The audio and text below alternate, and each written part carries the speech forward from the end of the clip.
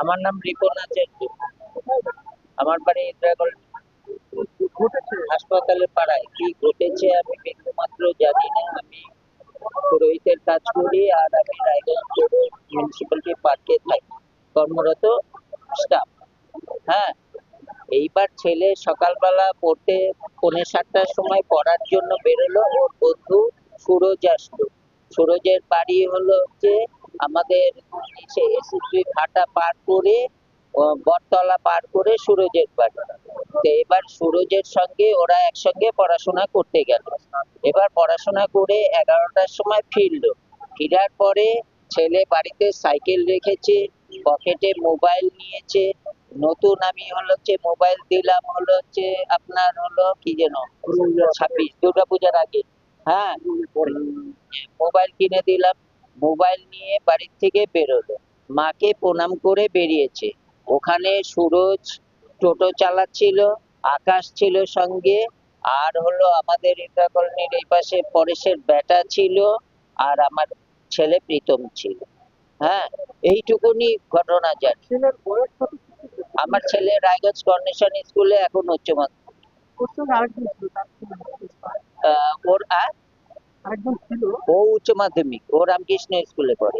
মানে কিভাবে কি হলো কি জানো? কিভাবে কি হলো আমি ব্যক্তিগত কিচ্ছু বলতে পারবো না। খবর পেলেন আপনাদের? কে খবর দিল বা খবর কে দিল না খবর আমি আসলাম, আমি হাসপাতালে আসলাম। আসার পরে আমি এখানে ওয়েট করেছিলাম। আমাকে বন্ধু বান্ধব বললো তোরা এখানে আয়, তুই এখানে আয়, কোথায় আছিস? আমি বললাম বদ্ধ রাধিকার বাড়িতে। যারা যে বন্ধুরা মিলে গেছিল তারা? না, বন্ধু বান্ধব কেউ যায়। তো দুজনে গেছেন? না, ওরা 4 জন গেছিল। কোন জায়গাটা?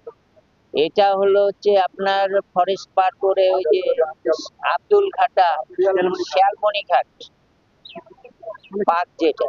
স্থানীয়রাই তাহলে প্রথমে? হ্যাঁ, ওরাই উদ্ধার করেছে, ওরাই আবার পুলিশের মাধ্যমে হ্যান্ড ওভার করেছে, করে নিয়ে আসছে। এখন হাসপাতাল থেকে ডাক্তার হাসপাতাল থেকে ডাক্তাররা তো ডেট শনাক্তকরণ করে দিয়েছে। এখন অফিসে এখন চান করতে গিয়ে হয়েছে না ইচ্ছাকৃত হয়েছে সে বিষয়ে আমি জ্ঞাত না, যেহেতু আমার ছেলে। বাড়ি থেকে ওর মাকে প্রণাম করে বেরোলো, মা আমি আসছি, কাজে যাচ্ছি, বাস এইটুকু।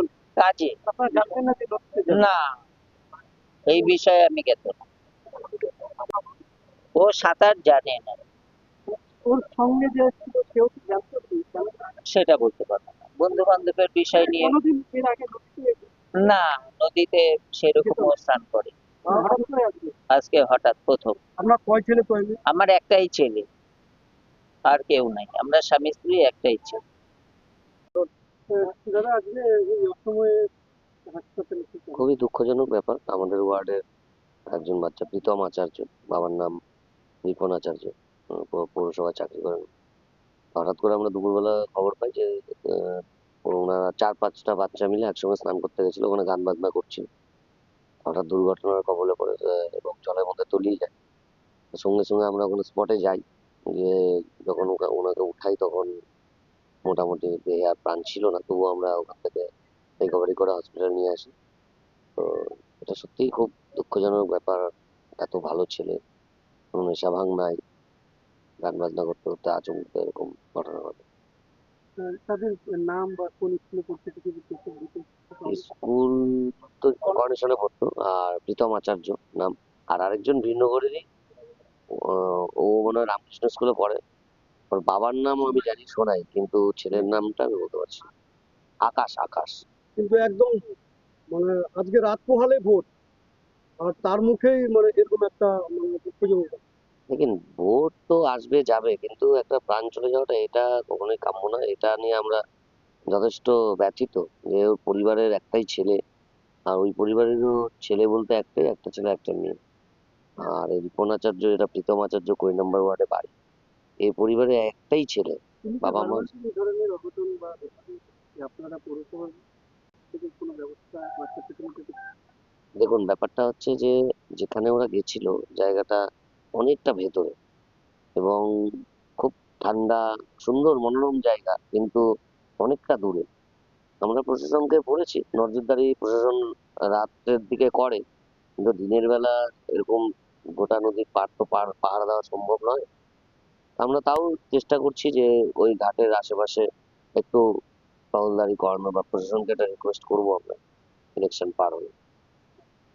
দাদা আজকে কি অসময়ে জলে ডুবে দুজন মারা গেছে রায়গঞ্জ শহরে, দুটাই বাচ্চা নাবালক। তাদের মৃত্যু মানে দুঃখজনক। আমরা আমরাও নিজেরা অভিভাবক, আমাদের ঘরের সন্তানরা এইভাবে জলে ডুবে আননেসেসারি মৃত্যু মুখে চলে যাচ্ছে, এটা সহ্য করা যাচ্ছে না। গত 1 মাস আগেও অশোকপল্লীর 3 নম্বর ওয়ার্ডের একজন মারা গিয়েছিল এই কুলিক নদীতে। আজকেও আবার সেম মারা গেল ইন্দিরা কলোনি এবং ভিড়নগরের দুটি সন্তান। তা আমাদের এই বিষয়ে আমাদের গার্জিয়ানদেরকে অ্যাওয়ার করতে হবে যাতে সন্তানরা এই ধরনের কাজ না করে, তারা যেন নদীতে না চলে যায় সাঁতার কাটতে। এই বিষয়গুলো নিয়ে আমাদেরও অ্যাওয়ারনেসের দরকার। ভোট পর্ব কালকে মিটে যাবে, তার পরবর্তীতে আমরা নিশ্চয়ই পৌর প্রশাসন, পুলিশ প্রশাসন এবং জেনারেল অ্যাডমিনিস্ট্রেশন মিলিত হবে আমরা অ্যাওয়ারনেস করব, যাতে মানুষ এই ছাত্রছাত্রীরা এরকম কম বয়সের ছাত্ররা যাতে জলে চলে না যায়। তার জন্য প্রয়োজনে পড়লে স্কুলে গিয়েও অ্যাওয়ারনেস করতে হবে, তাদেরকে বোঝাতে হবে। খুবই মর্মান্তিক মৃত্যু, মেনে নেওয়া যায়। কি ডিটেলস হবে, জলে ডুবে সাঁতার কাটতে গিয়ে সব পাওয়া গেছে, আপনারা নিয়ে নিন। হসপিটালের সব রেকর্ড আছে। মমতা ব্যানার্জির তৈরি করা রায়গঞ্জ গভর্নমেন্ট মেডিকেল কলেজ হসপিটালের সব রেকর্ড আছে, নিয়ে নিন।